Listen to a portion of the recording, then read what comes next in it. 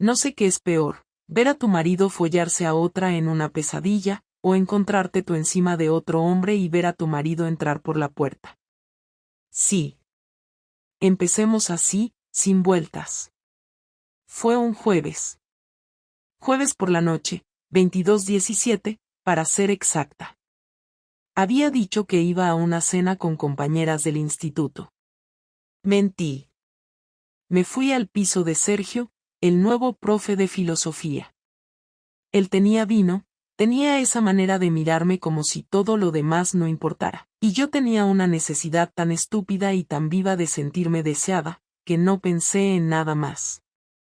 Ni en Marcos. Ni en los 10 años de matrimonio. Ni en lo que estaba haciendo. Solo en el calor de unas manos nuevas y una conversación que no giraba en torno al supermercado, a la hipoteca o a qué hay de cena. Y en mitad de todo, con mi ropa en el suelo y su cuerpo sobre el mío, la puerta se abrió. Yo no sabía que tenía una copia. Ni siquiera pensé en eso. Pero ahí estaba Marcos. De pie. Callado. Ni una palabra. Solo sus ojos fijos en mí. En nosotros. En la escena entera. Fui consciente de mi desnudez, no porque me diera vergüenza, sino porque él la estaba viendo por primera vez en meses, y no era para él. No gritó. No dijo nada. Dio media vuelta. Cerró la puerta. Y en ese instante, supe que lo había perdido todo. Marcos no volvió a casa esa noche. Ni la siguiente. Ni el fin de semana. No llamó, no envió mensajes, no dejó notas. Su lado del armario quedó intacto, pero yo sabía que no era una señal de esperanza, solo de cálculo. Estaba decidiendo qué hacer conmigo, cómo hacerlo, y cuándo. No sabía desde cuándo sospechaba algo, pero estaba claro que aquella noche no fue casualidad. No pasaba por allí, no venía de camino. Me estaba siguiendo. Me había estado observando, seguramente desde hacía semanas, y yo, tan centrada en mi pequeña historia con Sergio, ni lo noté. Pensaba que lo controlaba todo, que mentir era fácil, que un poco de emoción no iba a cambiar nada. Me equivoqué en todo. El lunes por la mañana me desperté sola, con una sensación áspera en el estómago. El silencio era tan completo que me hacía dudar si aún vivía alguien más en esa casa. Me duché, me vestí, me maquillé como si todo estuviera normal, como si fuera solo otro lunes de clases con adolescentes medio dormidos, pero por dentro estaba esperando un golpe que no sabía por dónde vendría. Llegué al instituto con una tensión que no podía disimular. Saludé a mis compañeros sin mirarlos directamente a los ojos y evité a Sergio todo lo que pude. Él me escribió durante el recreo. ¿Todo bien? Le respondí solo sí, luego hablamos, pero no tenía intención de hacerlo. En cuanto sonó el timbre de la última clase, fui directo al coche y conduje hasta casa sin encender la radio. Necesitaba pensar, pero los pensamientos eran una masa enredada, inútil, girando sin sentido. Todo lo que había hecho en esas últimas semanas se me vino encima como una ráfaga de decisiones absurdas, impulsos que ya no podía esconder. Estaba claro que Marcos ya lo sabía todo. La pregunta era cuánto. A las 7 de la tarde recibí un correo electrónico con asunto en blanco. Solo había un archivo adjunto, un video. Dudé si abrirlo. Tuve miedo. No del contenido, sino de confirmar lo que ya intuía. Al final lo hice. Era una grabación desde el pasillo del edificio de Sergio. Se me veía a mí bajando del coche, entrando al portal, saludando al portero automático. Luego, 20 minutos más tarde, Marcos bajaba de un coche aparcado a una calle de distancia. Esperó. Luego subió. Y entonces el video se cortaba. Lo siguiente fue una frase escrita en el cuerpo del correo: no necesitas explicarlo. Solo quería que supieras que yo también lo vi todo. Ni una palabra más. Nada de insultos. Nada de reproches. Solo una certeza brutal: él sabía lo suficiente como para no necesitar más pruebas. Las siguientes 48 horas fueron una especie de tortura pasiva. No dormí, comí lo justo, no hablé con nadie. La casa se me hizo extraña, como si ya no me perteneciera. La ropa de Marco seguía en su sitio, pero su olor se estaba apagando, como si también decidiera irse con él. El miércoles por la mañana encontré las llaves de su coche y de casa sobre la mesa del comedor, con una nota escueta: no las necesito. El mensaje era claro. No iba a entrar sin avisar. No iba a volver así como así. Me estaba dejando el espacio. Pero no como perdón, sino como parte de un plan. El viernes por la tarde, cuando volví del trabajo, lo encontré esperándome en el salón. Llevaba una semana sin verlo. Estaba vestido con una camisa que yo misma había comprado meses atrás, sentado en el sillón como si fuera un desconocido. En la mesa del salón, una carpeta con mi nombre en grande. Me quedé de pie, mirándolo. Él no dijo nada. Solo señaló la carpeta. La abrí. Era una copia de nuestra escritura de propiedad, estados bancarios, 2 presupuestos de abogados y una hoja que decía: reparto de bienes, propuesta inicial. Lo miré y él al fin habló. No te voy a hacer una escena, Teresa. Eso ya lo hice. No grité, pero créeme, dentro de mí no quedó nada que no ardiera. La otra noche, tú ya sabes lo que vi. Lo vi todo. No me sorprende. No me duele por lo que hiciste, sino por la forma en que me dejaste fuera sin decir una sola palabra. Intenté hablar, pero me detuvo con la mano. No me interesa que me expliques nada. No hay explicación que me sirva. Ya tomaste tu decisión cuando entraste a ese piso. Solo vine a dejarte esto. Para que sepas que ya empecé a mover las piezas. Me voy a quedar en casa de Raúl un par de semanas. Después, decidiré si vuelvo a Valencia o si me instalo en Madrid. Me ofrecieron un traslado. Ya lo acepté. ¿Y no vas a pelear por nada? Pregunté, sabiendo que era una pregunta estúpida. ¿Pelear por qué? ¿Por ti? No. ¿Por las cosas? Tampoco. Lo único que me importa ahora es recuperar la parte de mí que perdí contigo. Su voz no temblaba. No se le escapó ni una lágrima. Estaba frío, pero no por rencor. Estaba por fuera del dolor. Como si ya no necesitara sentir nada. ¿Y qué quieres que haga ahora? Dije. Nada. Lo que hagas ya no me afecta. Solo vine a cerrar el círculo. Y a decirte que, si pensabas que te iba a gritar, a llorar o a suplicar, te equivocaste de hombre. Salió por la puerta con paso firme. Yo me quedé allí, de pie, con la carpeta en las manos. Sin saber qué parte de esa conversación me había hecho más daño, si su frialdad, su rapidez para resolver todo, o la evidencia de que ya no me pertenecía ni siquiera como alguien que se quedara a pelear conmigo. Lo siguiente que supe de él fue a través de un abogado. Un bufete que ni siquiera conocía, de Madrid. Me llegó una citación para una primera audiencia de conciliación. Adjuntaban su propuesta, completamente racional, sin emociones, sin venganza. No pedía más de lo que le correspondía. Ni un euro más, ni una cosa fuera de lugar. Era como si me dijera: ni siquiera voy a desgastarme en odiarte. Ya no estás en mi vida. No supe cómo reaccionar. Por un lado, me dolía su indiferencia, como si yo fuera ya una mancha que se limpia con papel. Por otro, sabía que esa frialdad era la verdadera consecuencia de lo que hice. No un grito.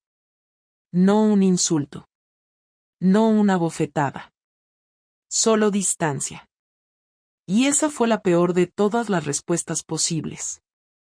La confrontación no ocurrió como en las películas ni como yo había ensayado en mi cabeza durante noches enteras sin dormir, porque Marcos no vino a gritar ni a exigir explicaciones, sino a sentarse frente a mí una tarde de martes, a las 18:40, con una libreta negra en la mano y una expresión que no le había visto nunca. Una mezcla rara de cansancio y determinación que me hizo entender desde el primer segundo que esa conversación no era para salvar nada, sino para dejar constancia de lo que ya estaba roto. Yo estaba en la cocina, preparando algo sin hambre, más por rutina que por necesidad, y cuando escuché la llave girar sentí ese vuelco en el pecho que no es miedo, sino certeza de que ya no hay escapatoria posible. No me saludó, no me preguntó cómo estaba, no se quitó siquiera la chaqueta, solo se sentó y apoyó la libreta sobre la mesa como si fuera un objeto neutral, algo administrativo, y ahí empezó todo. Quiero que hables ahora, dijo, no después, no cuando estés preparada, no cuando tengas el discurso ensayado. Ahora. Yo me senté frente a él porque mis piernas no habrían aguantado de pie y lo miré intentando encontrar alguna grieta en su postura, algún gesto que indicara que aún quedaba algo que negociar, pero no lo había. Tenía los hombros rectos, las manos tranquilas, la voz firme, y eso me descolocó más que cualquier grito. Empecé a hablar atropelladamente, diciendo que no sabía por dónde empezar, que no había planeado nada, que las cosas se habían dado de una manera que no supe frenar, y él levantó la mano otra vez, no para callarme del todo, sino para marcar el ritmo. No me cuentes una historia bonita, Teresa, dime por qué decidiste mentirme a la cara durante semanas.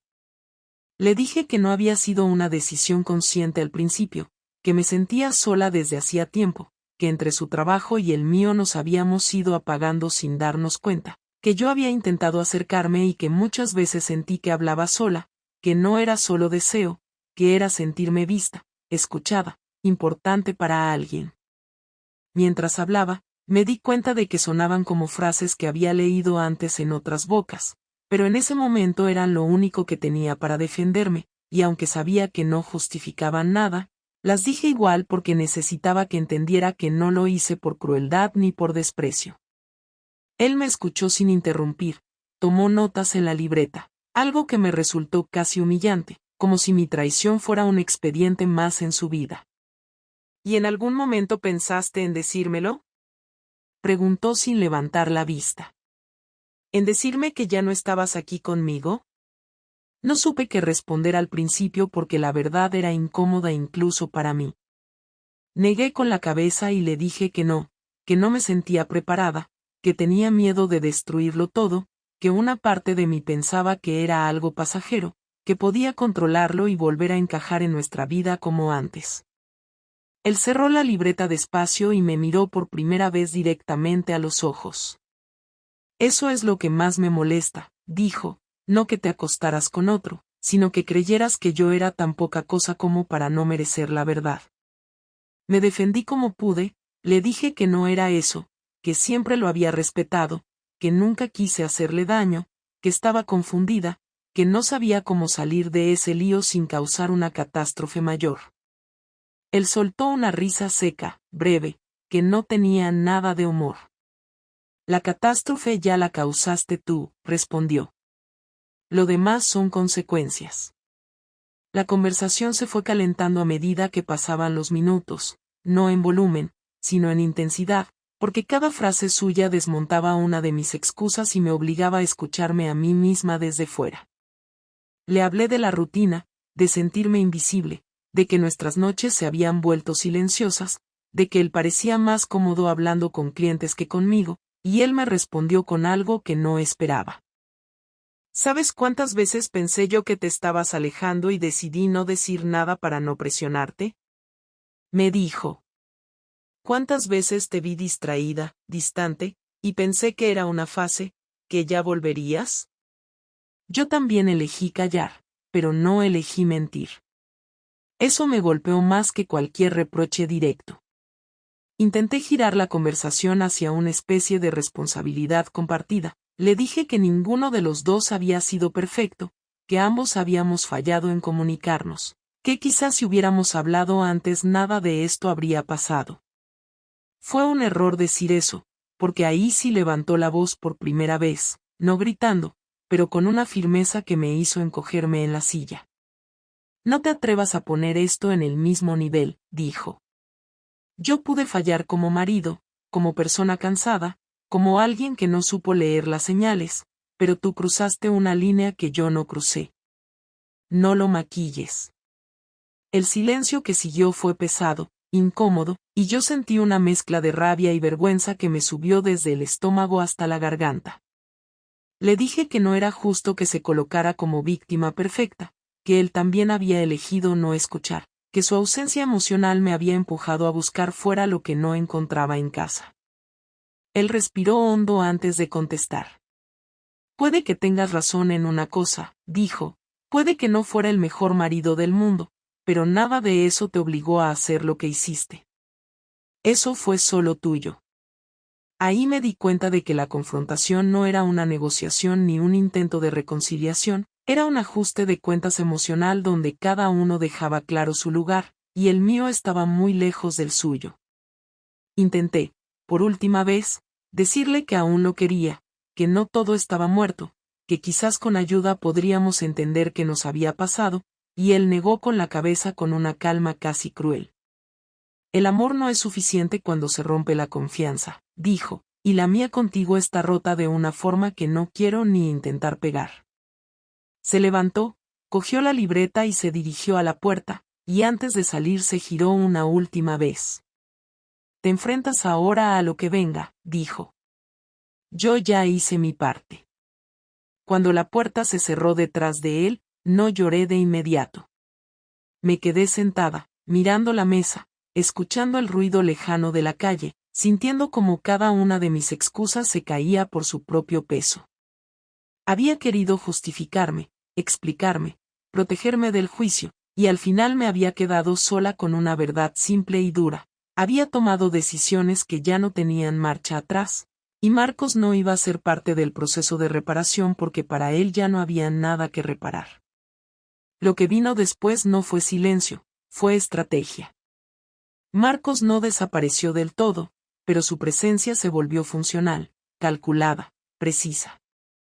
No hubo más reproches, no hubo más conversaciones abiertas, solo correos con documentos, propuestas de reparto, citas con abogados y una frialdad quirúrgica que me hizo entender que lo que él no gritó en la cocina lo iba a decir con acciones. Al principio pensé que su venganza sería emocional, que quizás intentaría manchar mi nombre entre amigos o compañeros, que usaría su entorno para humillarme de forma sutil, pero no. Fue más inteligente. Su forma de devolvérmelo no fue gritando que yo era una infiel ni contando lo que había visto. Fue colocándome en una posición donde todo lo que me quedaba por perder empezara a desaparecer uno por uno. Una semana después de nuestra conversación, me llamó el director del instituto a su despacho. Me pidió que cerrara la puerta y me ofreció asiento con una seriedad inusual. Me preguntó si había tenido algún problema con algún miembro del personal últimamente o si había conflictos personales que pudieran afectar mi desempeño profesional. No entendí el sentido de la pregunta hasta que mencionó que habían recibido una carta anónima, bastante extensa, que detallaba supuestos comportamientos impropios en horario laboral, incluyendo referencias a una relación inadecuada con otro profesor del centro. No mencionó nombres, pero no hacía falta. Me preguntó si tenía algo que declarar. Yo lo negué todo con una calma que no sentía. Dije que seguramente era una calumnia, que alguien quería dañarme, que no entendía por qué ni cómo había surgido ese rumor, y él asintió, con esa expresión que no confirma pero tampoco niega. Me dijo que por ahora no iban a tomar ninguna medida, pero que debían dejar constancia del asunto y que cualquier incidente futuro sería evaluado con mucha atención. Salí de allí temblando. Lo primero que pensé fue en Marcos. No tenía pruebas, pero su estilo estaba en cada frase de esa carta.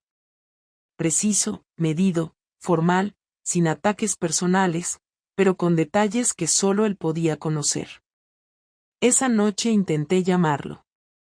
Me colgó 2 veces. Le mandé un mensaje corto, sin acusaciones, solo preguntando si tenía algo que ver con lo del instituto. Su respuesta llegó 4 horas después. Yo no tengo control sobre lo que sabe la gente. Quizás alguien más vio lo mismo que yo. No respondí. No había nada más que decir. Su jugada era clara. Iba a desmontarme sin ensuciarse las manos. No necesitaba insultarme ni hacer escándalos. Solo tenía que soltar la información adecuada en los lugares correctos y luego dejar que el sistema hiciera su trabajo. Y funcionaba. En la sala de profesores empezaron las miradas, los silencios incómodos, las preguntas envenenadas disfrazadas de interés. Sergio me evitaba. No supe si por miedo, por vergüenza o porque también había recibido algún aviso. Nos cruzamos en el pasillo y ni siquiera hubo saludo. Me sentí expuesta de una forma que no podía controlar ni desmentir. Porque no había nada público, pero todo el mundo parecía saber. Las consecuencias no tardaron. Me quitaron la tutoría que tenía asignada para el siguiente trimestre, supuestamente por motivos organizativos. Luego me comunicaron que mis clases de historia moderna iban a ser asumidas por otro docente, también por una reestructuración temporal. En menos de 2 semanas pasé de ser una profesora titular respetada a una figura incómoda a la que todos preferían no mirar. En casa, la situación no era mejor. Marcos no regresó. Se quedó en casa de Raúl, su amigo de la infancia, pero vino un día con una furgoneta para llevarse sus cosas. No me avisó. Me lo encontré en el salón metiendo libros y ropa en cajas.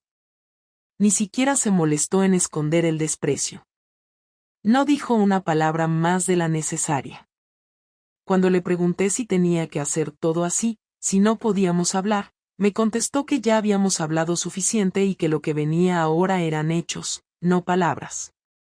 Me pidió que firmara unos papeles que necesitaba para avanzar con el divorcio y cuando vio mi cara de frustración, de agotamiento, de derrota, dijo lo que más me dolió hasta entonces. Pensabas que con pedir perdón todo iba a volver a la normalidad. Pero no es así, Teresa. Esto no es una discusión de pareja. Es una consecuencia. Después de eso, no lo volví a ver en semanas. Me llegaban notificaciones del juzgado, correos de su abogado, actualizaciones del proceso. Todo seguía su curso. Yo intentaba sostener mi rutina como podía, pero el ambiente en el instituto se volvió insostenible.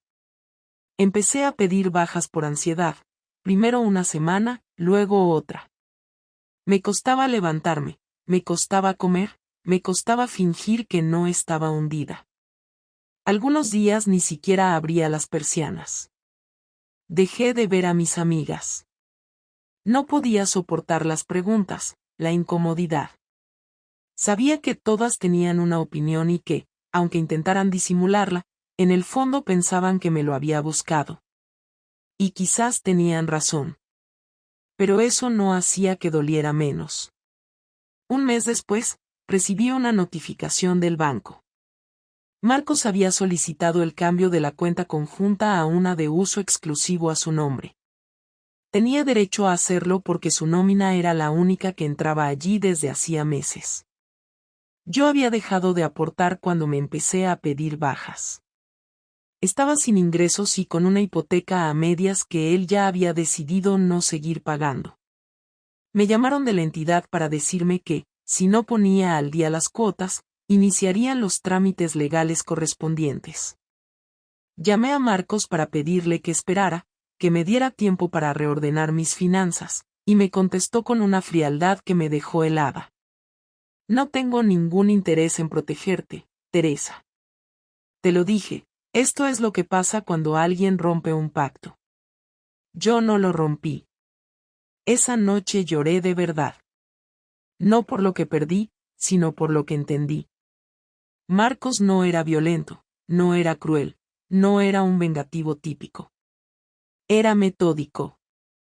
Sabía que la manera más efectiva de hacerme pagar no era haciéndome daño, sino quitándome todo lo que antes me sostenía.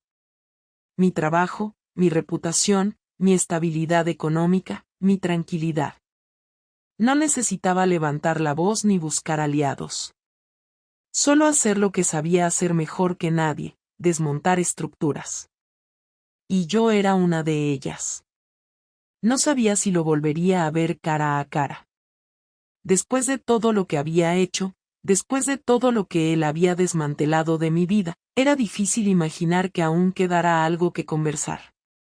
Pero un martes por la tarde, mientras estaba en casa sentada con una taza de café frío entre las manos, llegó un correo que no venía de su abogado, ni del juzgado, ni del banco. Venía directamente de su dirección personal y tenía solo una línea. Estoy en Valencia este fin de semana. Si quieres hablar, será el sábado a las 6 en el sitio de siempre.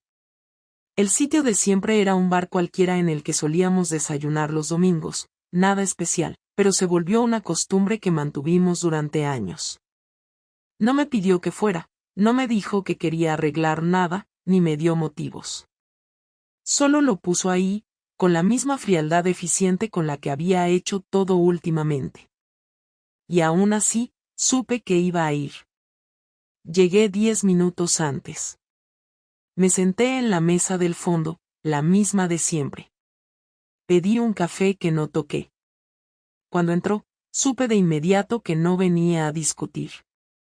No traía papeles, ni carpeta, ni libreta negra.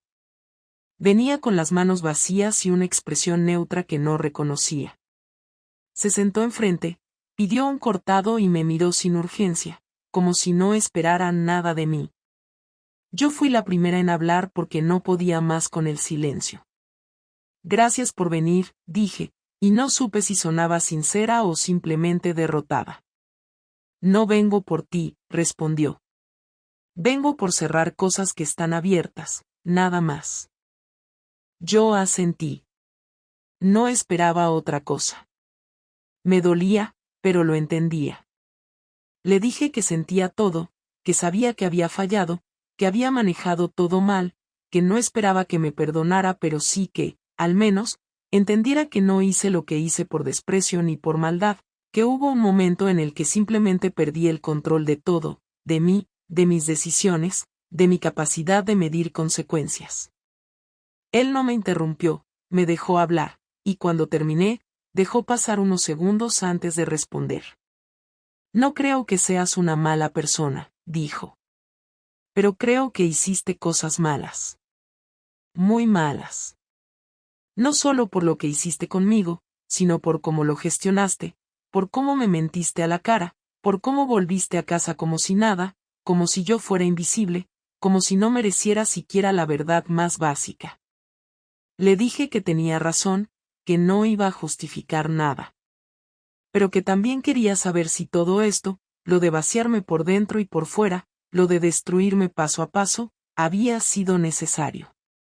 Porque yo ya estaba rota sin necesidad de que él hiciera nada. ¿Crees que lo hice para vengarme?, me preguntó. Sí, respondí sin dudar. Y te salió perfecto.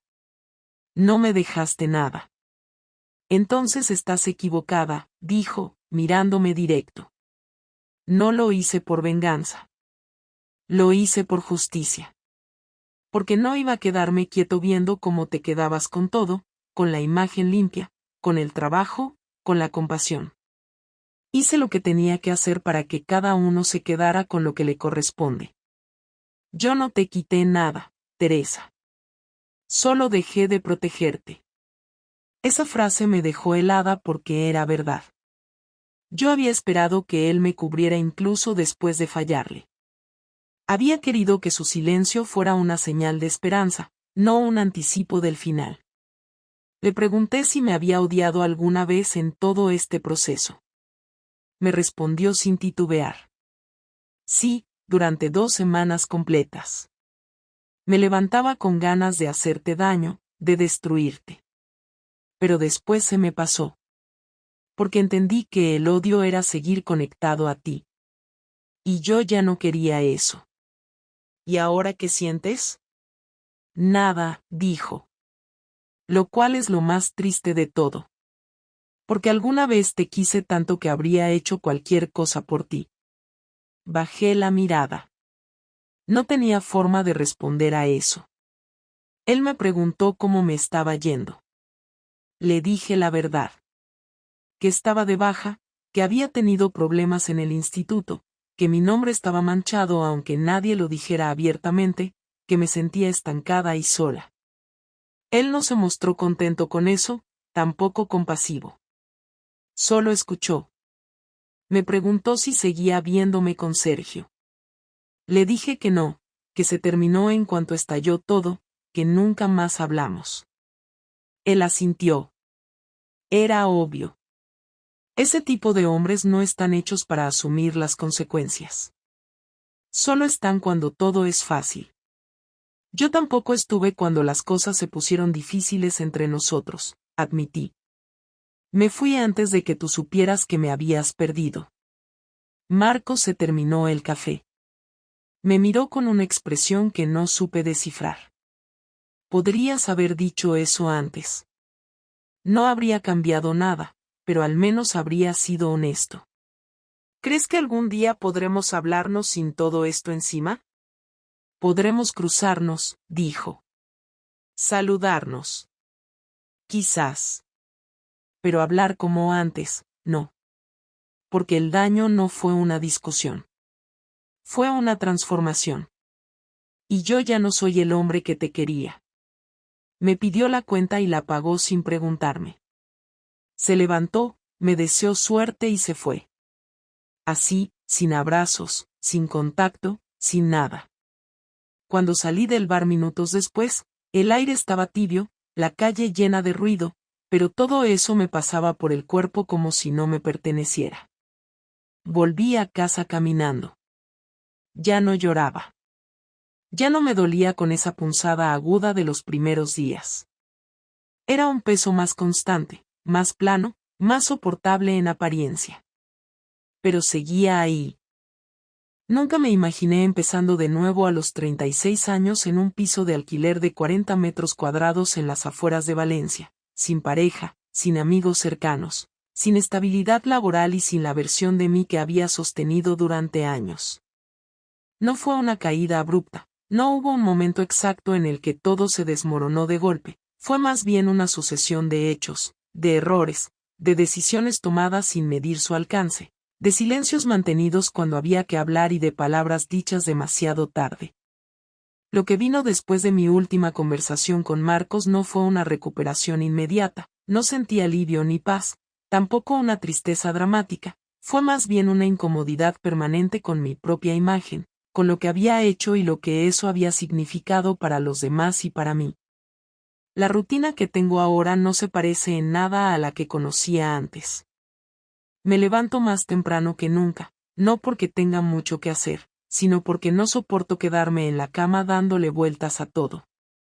Camino hasta una cafetería donde me conocen solo como Teresa, sin apellidos, sin historia, solo una mujer que pide siempre lo mismo y se sienta sola en la mesa del rincón.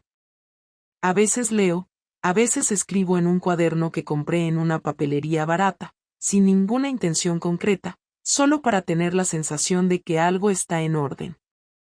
Me costó mucho aceptar que Marcos no me odiara, que su frialdad no fuera venganza, que simplemente hubiera pasado página de una forma en la que yo aún no he sido capaz.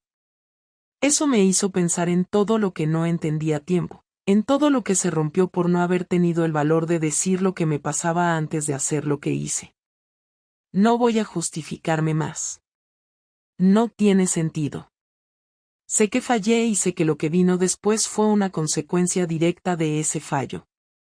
Durante mucho tiempo pensé que el arrepentimiento venía acompañado de una especie de redención automática, como si bastara con reconocer el error para que empezara a borrarse poco a poco. Pero no funciona así. El arrepentimiento no limpia nada. Solo te obliga a vivir con lo que hiciste sabiendo que no hay marcha atrás. La casa que compartíamos ya no existe para mí.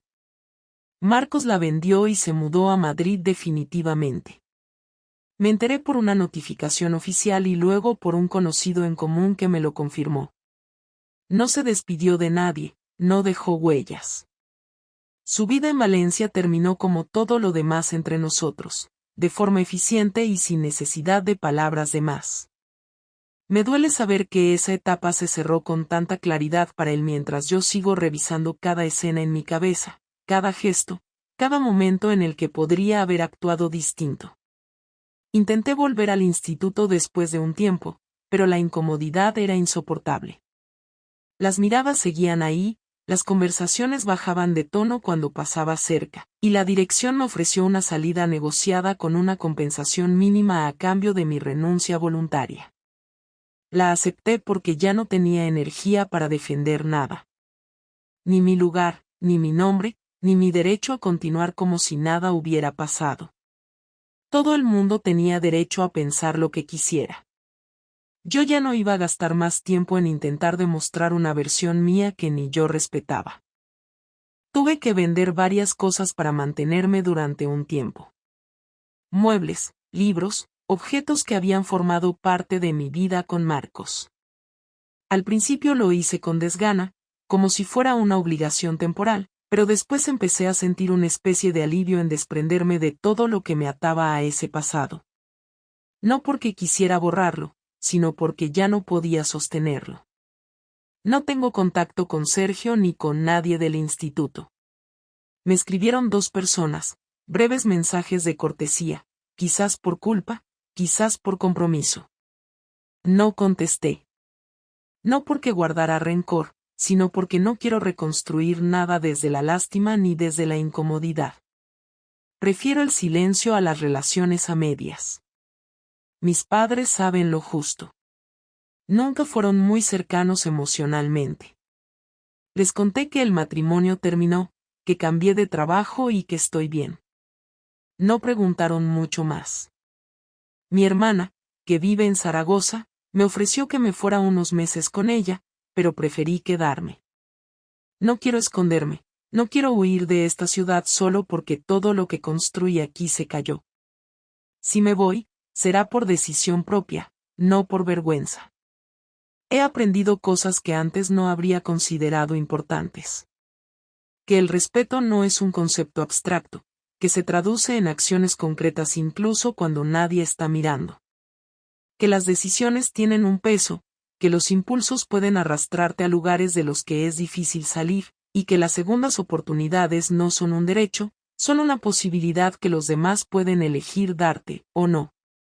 También aprendí que uno puede destruir lo que ama sin odio, solo por descuido, por egoísmo, por no saber pedir ayuda. Y que a veces no hay marcha atrás, no porque no existe el perdón, sino porque el daño transforma a las personas, las distancia de formas irreversibles. No tengo pareja, no tengo planes inmediatos, no tengo un futuro brillante que mostrar. Trabajo algunas horas como profesora particular de apoyo, nada fijo, nada espectacular, pero me sirve para mantenerme ocupada. Estoy pensando en empezar un curso online, quizás de traducción, quizás algo administrativo. Algo que me permita recuperar una mínima estructura. No es la vida que tenía pensada, pero es la que tengo. No voy a disfrazarla. Es limitada, es solitaria, pero es mía. Hay días que son más llevaderos que otros. Algunos en los que me levanto y me siento capaz de reorganizar mi presente con cierta dignidad. Otros en los que vuelvo a revisar mentalmente todo lo que pasó y me cuesta encontrar un solo momento de paz. Pero estoy aprendiendo a dejar de esperar que las cosas se resuelvan solas, a entender que el castigo no siempre viene de afuera, que a veces vivir con lo que uno hizo es suficiente. Marcos no va a volver. No tengo esperanza en eso ni lo deseo. Él ya tomó su camino y no hay nada más que podamos decirnos. Nuestra historia terminó en el momento en que yo dejé de actuar como su compañera. Lo que vino después fue solo la consecuencia lógica. Me costó aceptarlo, pero hoy ya no lo niego. A veces paso por lugares donde solíamos ir juntos, y ya no me duele. Solo siento distancia. No de él, sino de la versión de mí que estuvo ahí. No me reconozco en esa mujer. No quiero volver a serla. Quiero construir otra cosa, sin engaños, sin atajos, sin miedo a asumir quién soy. Y quizás algún día lo logre. O quizás no. Pero al menos esta vez voy a intentarlo sin mentirme a mí misma. Aunque cueste. Aunque tarde. Aunque duela.